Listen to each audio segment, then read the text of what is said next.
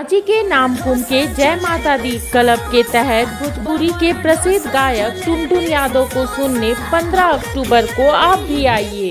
नमस्कार प्रणाम, हम भोजपुरी गायक टुनटुन यादव और हम आ रहे वाले 15 अक्टूबर के प्रोग्राम करने प्यारे बड़े भाई नामकुम रेलवे स्टेशन समाज सेवी और राजद नेता विनोद सिंह यादव जी के सौजन्य से झारखंड रांची में नामकुम नवयुवक संघ जय माता दी क्लब दुर्गा पूजा पंडाल और मूर्ति को आप लोगों ने जो प्यार दिया, सम्मान दिया, इसी के उपलक्ष्य में पूजा के बाद हम लोगों ने 15 अक्टूबर को भोजपुरी के सुपरस्टार टुनटुन यादव जी का कार्यक्रम रखा है। इसे आए और सफल बनाएं।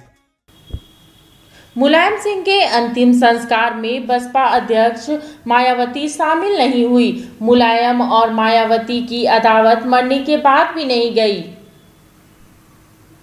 27 साल से बदले की आग में जल रही थी मायावती। मुलायम सिंह के जाते ही पूरा कर लिया इंतकाम। डिम्पल यादव ने पैर छुए, अखिलेश ने बुआ कहकर बुलाया, फिर भी मायावती खुद को नहीं रोक पाई। मुलायम सिंह के जाने का मायावती को दुख तो हुआ, लेकिन आखिरी वक्त में दुश्मनी फिर याद आ गई।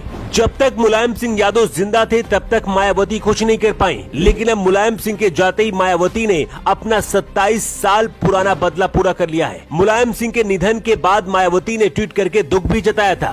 अखिलेश और डिम्पल यादव को भी लग रहा था कि मायावती अंतिम यात्रा में जरूर आएंगी, लेकिन मायावती के दिमाग में तो शायद कुछ और ही चल रहा था। यूपी की राजनीति में मायावती और मुलायम सिंह के बीच सबसे बड़ी सियासी और पर्सनल दुश्मनी थी, लेकिन हमेशा ऐसा नहीं था। इस दुश्मनी के पहले मायावती और मुलायम सिंह यादव बहुत अच्छे दोस्त हुआ करते थे। सबसे पहले आपको 27 साल पुरानी गेस्ट हाउस कांड की वो कहानी बताते हैं, जिसके बाद मुलायम सिंह और मायावती हमेशा के लिए एक दूसरे के दुश्मन बन गए और ये दुश्मनी जिंदगी भर चलती रही। साल 1992 में मुलायम सिंह यादव ने समाजवादी पार्टी बनाई थी। इसके बाद भाजपा को हराने के लिए मायावती से हाथ मिलाया था। 1993 में मायावती और मुलायम सिंह यादव ने मिलकर 2.5 साल के लिए सरकार बनाई और मुलायम पहले मुख्यमंत्री बने, लेकिन कुछ महीने बाद ही तालमेल सही न बैठ पाने की वजह से मायावती ने गठबंधन तोड़ने की घोषणा कर दी थी। इसके बाद मुलायम सिंह यादव की सरकार अल्पमत में हो गई थी।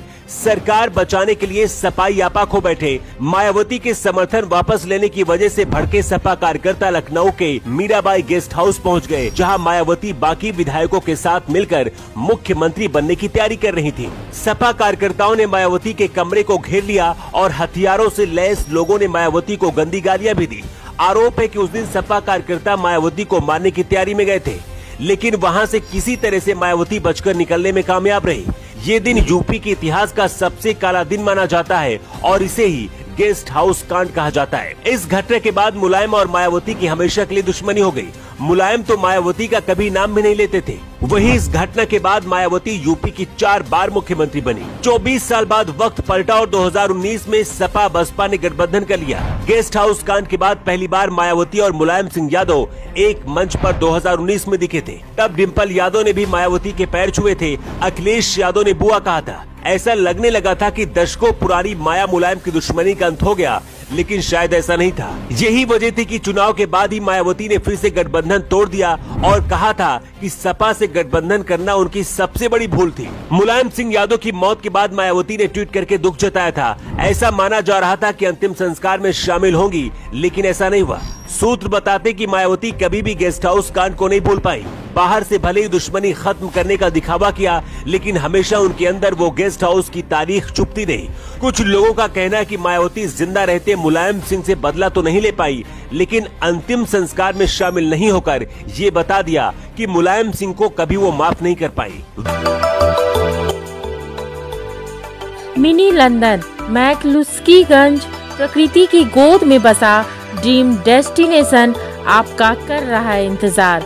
आइए अपने यादगार लम्हों को बिताइए ड्रीम डेस्टिनेशन में।